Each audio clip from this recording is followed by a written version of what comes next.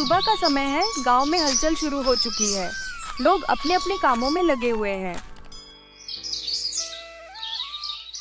गांव का सबसे धनी पर घमंडी व्यक्ति मुखिया जगदीश था, जो अपनी दौलत पर बहुत घमंड करता था।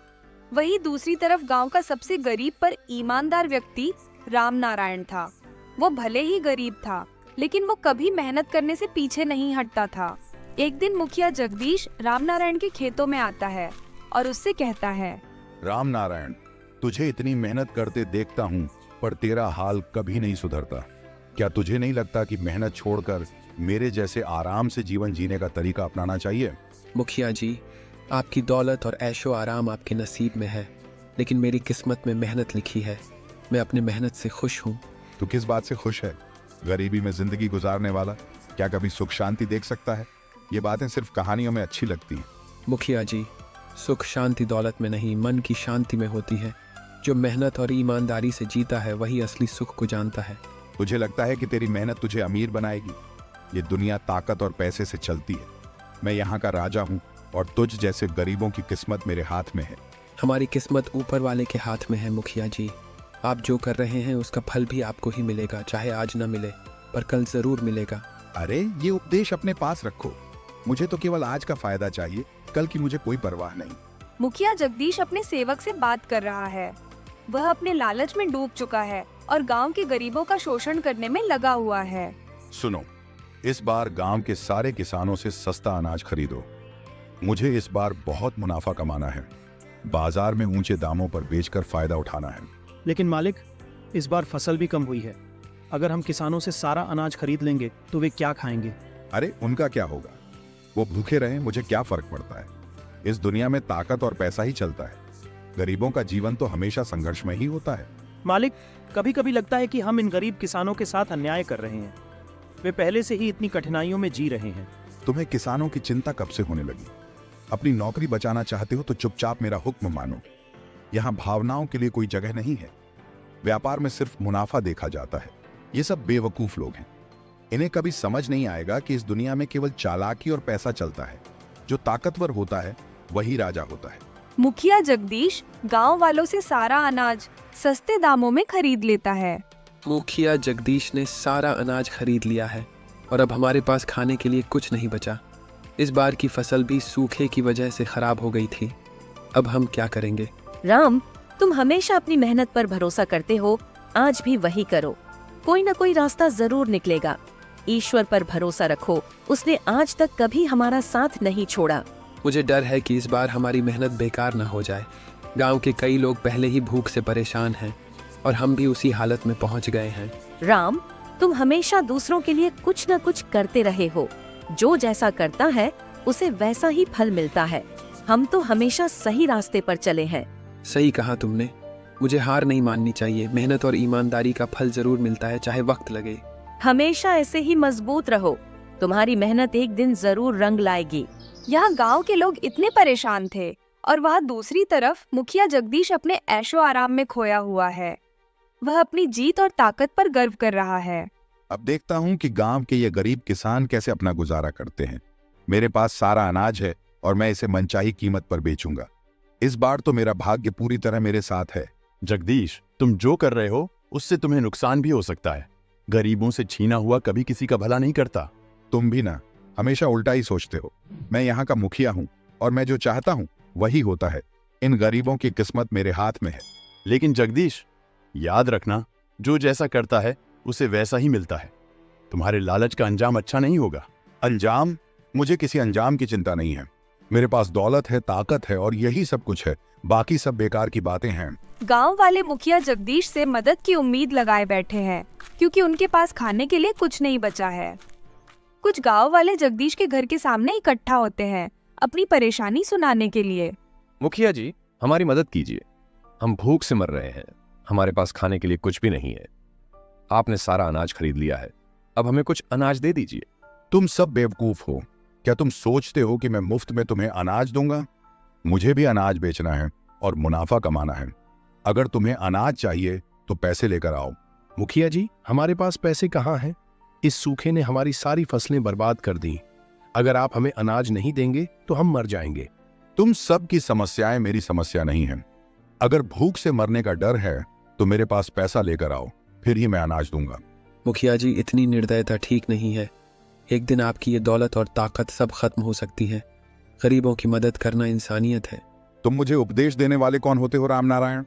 जाओ अपना काम करो और अपने भाग्य को कोसो। यहां दया का कोई स्थान नहीं है। ये दुनिया पैसे से चलती है और मेरे पास वो है। जाओ जाओ यहां से, जब पैसे होंगे तब मेरे पास आना। मैं कोई मुफ्त की सेवा नहीं करता। गांव के लोग निराश होकर लौट जाते हैं। रामनारायण, जो हमेशा मेहनत और ईमानदारी पर भरोसा करता था, अब उसकी भी समझ नहीं आ रहा कि क्या करे। इस बार हमारी मेहनत भी बेकार हो गई। हमने हमेशा ईमानदारी से जीवन जिया, फिर भी आज हमारे पास कुछ नहीं बचा। राम, मैंने हमेशा तुमसे कहा है कि ईश्वर पर भरोसा रखो। जो जैसा करता है उसे वैसा ही मिलता है। हमें हार नहीं माननी चाहिए। आज ये हाल देखकर दिल बहुत टूट रहा है। मुखिया जगदीश के पास इतना अनाज है, फिर भी वह हमें देने से मना कर रहा है। सब्र रखो, हर किसी का समय आता है। जैसे उसने हमें अनदेखा किया, एक दिन उसके भी कर्म उसे लौट आएंगे। हे ऊपर वाले, हमें इस विपत्ति से निकाल। मैंने हमेशा ईमानदारी और मेहनत की राह चुनी है। अगर हमारी मेहनत सच्ची है तो हमें इसका फल जरूर मिलना चाहिए। मैं हार नहीं मानूंगा। हमें लड़ना होगा, चाहे हालात कितने भी मुश्किल क्यों ना हो। उधर मुखिया जगदीश के घर में एक नई मुसीबत खड़ी हो रही है। उसका सारा अनाज खराब हो चुका है। सेवक आता है और उसे यह खबर सुनाता है। मालिक, बुरी खबर है। सारा अनाज गोदाम में सड़ चुका है। हमें समझ नहीं आ रहा कि यह कैसे हुआ। क्या सारा अनाज सड़ गया? ये कैसे हो सकता है? मुझे ये नुकसान बिल्कुल बर्दाश्त नहीं। मालिक, हमने सब कुछ सही तरीके से रखा था, लेकिन अचानक ही सब सड़ गया। अब हमारे पास कुछ नहीं बचा। ये सब कैसे हुआ? मैं अब क्या करूंगा? मैंने इन गरीबों से सारा अनाज खरीदा था, अब सारा बर्बाद हो गया। मालिक, यह सब शायद कर्मों का फल है। जो जैसा करता है उसे वैसा ही मिलता है। चुप रहो, मुझे कोई कर्म धर्म की बातें नहीं सुननी है। मुझे मेरे अनाज की चिंता है। अब मेरा सारा व्यापार खत्म हो जाएगा। मालिक, हो सकता है कि ऊपर वाला आपको कुछ सिखाना चाहता हो। शायद अब वक्त आ गया है कि आप अपने कर्मों पर विचार करें।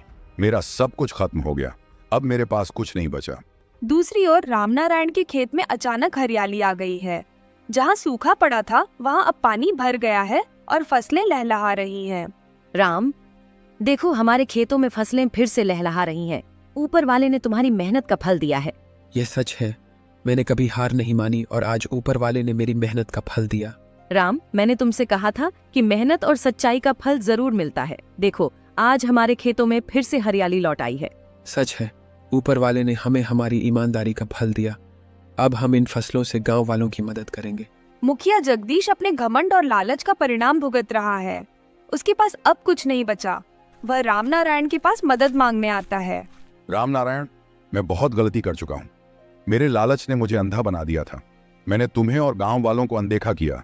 अब मेरी सारी दौलत खत्म हो गई है। मुझे माफ कर दो। मुखिया जी, जो बीत गया उसे भूल जाइए। हर किसी से गलतियां होती हैं, लेकिन सुधार की गुंजाइश हमेशा होती है। आप अपने कर्मों का प्रायश्चित कीजिए और गांव वालों की मदद कीजिए। तुम सच कह रहे हो रामनारायण। अब मैं अपनी गलती समझ चुका हूँ, मुझे माफ कर दो। मुखिया जी, हम आपको माफ कर देंगे अगर आप हमारी मदद करने का वादा करें। हाँ, मैं अब सही रास्ता अपनाऊंगा और गांव वालों के साथ मिलकर काम करूंगा। मुझे मेरी गलतियों का एहसास हो गया है। मुखिया जी, यही सही वक्त है सही राह चुनने का। आइए हम सब मिलकर गांव को फिर से खुशहाल बनाएंगे। हमारे कर्म हमें वो फल देते हैं जो हम बोते हैं। नसीब का खेल भी बड़ा अजीब है। जो जैसा करता है उसे वैसा ही मिलता है। गलत रास्ता चुनने पर चाहे कितनी भी संपत्ति क्यों ना हासिल हो, उसका अंत दुख और पछतावे में होता है। वहीं सच्चाई और ईमानदारी की राह हमें सच्ची खुशी और सफलता दिलाती है।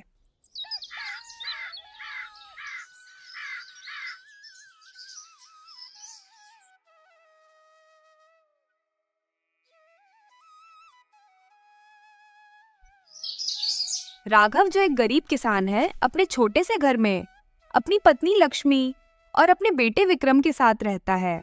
लक्ष्मी, फसलें बार बार खराब हो रही हैं। ये तीसरा साल है जब कुछ भी ठीक नहीं हो रहा। इतनी मेहनत करने के बाद भी हमारे हाथ खाली हैं। शायद हमारी किस्मत ही खराब है। किस्मत की बात मत करो राघव। कभी खुद पर भी ध्यान दिया है? अगर थोड़ा और ध्यान से काम करते तो शायद ये हाल नहीं होता। पूरी जिंदगी गुजर गई लेकिन कुछ सीखा नहीं। मैं क्या करूं लक्ष्मी? दिन रात खेतों में पसीना बहाता हूं, लेकिन बारिश भी नहीं हो रही। क्या ये मेरी गलती है? बारिश की बात करते हो? पूरे गांव में सिर्फ तुम्हारी ही फसल क्यों खराब होती है? दूसरे किसानों की तो हालत हमसे बेहतर है। शायद मेहनत में कुछ कमी है। माँ, पिताजी तो दिन रात खेतों में लगे रहते हैं। मुझे लगता है किस्मत का खेल ही चल रहा है हमारे साथ। किस्मत पर मत टालो बेटा, मेहनत से किस्मत बनती है, और अगर हम ही अपना काम ढंग से नहीं करेंगे तो किस्मत हमारा साथ क्यों देगी? राघव की मुश्किलें दिन ब दिन बढ़ती जा रही हैं। खेत में फसलें सूख रही हैं और घर में राशन का संकट आ चुका है। लक्ष्मी, आज पूरा दिन खेत में काम किया लेकिन फसल का कोई अता पता नहीं। पानी का भी इंतजाम नहीं हो पा रहा। शायद हमें कर्ज लेना पड़ेगा। कर्ज? और कितने कर्ज लोगे राघव? पहले ही आधा गांव तुम्हारा मजाक उड़ा रहा है, अब और कर्ज लेकर अपनी इज्जत और मिटाओगे? मुझे भी समझ नहीं आ रहा लक्ष्मी। मैं पूरी कोशिश कर रहा हूँ पर हालात हाथ से निकल रहे हैं। अगर इस बार फसल नहीं हुई तो हम क्या खाएंगे? तुम्हें क्या लगता है घर में सोना गड़ा है? बेटा बड़ा हो रहा है, उसकी पढ़ाई का क्या होगा? तुम कुछ कर नहीं पा रहे और सारा बोझ मुझ पर डाल दिया है। मैं खुद बहुत परेशान हूँ लक्ष्मी, पर और क्या कर सकता हूँ। खेत में मेहनत के सिवा कुछ नहीं आता मुझे। पिताजी, हम कुछ और काम क्यों नहीं कर लेते? खेतों से तो अब कोई उम्मीद नहीं दिखती। क्या करें बेटा, यही तो हमारा जीने का जरिया है। अगर किस्मत ने साथ दिया तो शायद कुछ बदल सके। जब किस्मत धोखा देती है तो इंसान का हौसला भी टूटने लगता है। राघव की हालत भी कुछ ऐसी ही हो गई थी जब उसकी मुलाकात एक ब्राह्मण से हुई। क्या हुआ बेटा, बहुत परेशान नजर आते हो? बाबा, सब कुछ मेरे खिलाफ जा रहा है। कोई उम्मीद बाकी नहीं बची है। इतनी मेहनत करने के बाद भी कुछ हाथ नहीं आता। लगता है किस्मत मेरी दुश्मन बन गई है। बेटा, किस्मत का खेल बड़ा अजीब होता है। कभी कभी ये हमें हार का एहसास करवाकर हमें मजबूत बनाना चाहता है। धैर्य रखो, हर मुश्किल के बाद रास्ता खुलता है। पर बाबा, मैं थक चुका हूँ। हर बार कोशिश करता हूँ और हर बार नाकामयाबी मिलती है। तुम्हारी मेहनत और किस्मत के बीच बस एक रुकावट है, समय। सही समय आने पर किस्मत तुम्हारा साथ जरूर देगी, लेकिन तब तक तुम्हें हार नहीं माननी चाहिए। क्या सच में किस्मत हमारी मेहनत के आगे झुक सकती है बाबा? किस्मत उन्हीं का साथ देती है जो कभी हार नहीं मानते। याद रखो बेटा, सब्र और मेहनत का फल देर से सही लेकिन मिलता जरूर है। राघव के जीवन में एक नई उम्मीद की किरण तब दिखाई दी जब एक अनजान व्यापारी ने उसकी जमीन को बेहतर तरीके से इस्तेमाल करने का सुझाव दिया। तुम्हारी जमीन बहुत उपजाऊ है, लेकिन अगर तुम पुरानी तकनीक से काम करते रहोगे तो कोई फायदा नहीं होगा। मुझे एक नई तकनीक पता है जिससे तुम अपनी फसलें दोगुनी कर सकते हो। लेकिन मेरे पास इतना पैसा नहीं है कि मैं नई तकनीक का इस्तेमाल कर सकूं। तुम्हें पैसे की चिंता करने की जरूरत नहीं। अगर तुम मेहनत करोगे तो मैं तुम्हारी मदद करूंगा। किस्मत भी उन्हीं का साथ देती है जो खुद पर भरोसा रखते हैं। क्या ये संभव है? क्या इससे मेरी किस्मत बदल सकती है? किस्मत तो मेहनत का दूसरा नाम है। तुम बस अपनी मेहनत पर ध्यान दो। और मैंने देखा है, तुम बेमौसम की फसल उगाते हो। बाजार में जो फसल चल रही हो उसकी फसल लगाओ और ऊपर वाले पर विश्वास रखो। इससे तुम्हारी फसल भी अच्छी होगी, बाकी सब अपने आप हो जाएगा। राघव ने हार न मानकर एक नई शुरुआत की। उसकी मेहनत और नई तकनीक ने उसे वो नतीजे दिखाए जिनका उसे सालों से इंतजार था। पिताजी देखिए, फसल कितनी बढ़िया हो रही है। लगता है अब सब कुछ बदल रहा है। हाँ बेटा, मेहनत कभी बेकार नहीं जाती। किस्मत का खेल तभी बदलता है जब हम हार मानने से इनकार कर देते हैं। आज तुम्हारी मेहनत ने किस्मत को बदल दिया है। अच्छा हुआ तुमने हार नहीं मानी। राघव अपनी मेहनत से उगाई गई फसल को बेचने के लिए बाजार पहुंचा था। यह उसके लिए एक बड़ा मौका था। सालों की मेहनत और संघर्ष के बाद अब उसकी फसल अच्छी हुई थी और उसे उम्मीद थी कि इस बार अच्छा मुनाफा मिलेगा। अरे राघव, इस बार तो तुम्हारी फसल बहुत अच्छी लग रही है। क्या कीमत सोच रहे हो? जी हाँ, इस बार फसल बढ़िया हुई है। मैं तो उम्मीद कर रहा हूँ कि अच्छे दाम मिलेंगे। आप बताइए क्या भाव लगाते हैं? देखो राघव, इस समय बाजार में थोड़ा मंदा चल रहा है, लेकिन तुम्हारी फसल की गुणवत्ता देखते हुए मैं तुम्हें अच्छा दाम देने को तैयार हूँ। 1,800 रुपये प्रति क्विंटल ठीक रहेगा? 1,800 रुपये? ये तो बहुत कम है। मैंने सुना था कि इस बार फसल की कीमतें 2,000 रुपये प्रति क्विंटल तक जा रही हैं। मेरी फसल की गुणवत्ता भी अच्छी है, तो कम क्यों? सही कह रहे हो, लेकिन बाजार का हाल तुम जानते हो। मैं ज्यादा नहीं दे सकता। राघव ये सुनकर उदास हो जाता है, लेकिन तभी वहाँ पर दूसरा व्यापारी आ जाता है। अरे राघव, तुम्हारी फसल की इतनी तारीफ सुनी है, मैं तुम्हें 2,000 रुपये प्रति क्विंटल देने को तैयार हूँ। क्या कहते हो? ये हुई बात, मुझे भी यही उम्मीद थी। चलिए सौदा पक्का करते हैं। राघव फसल तुलवाता है और पैसे लेता है। राघव ने अपनी मेहनत से किस्मत को बदल दिया था। अब उसकी फसलें न केवल अच्छी हो रही थी, बल्कि बाजार में उसे सही कीमत भी मिल रही थी। अगर आपको वीडियो पसंद आए तो वीडियो को लाइक, शेयर और चैनल को सब्सक्राइब कर दें।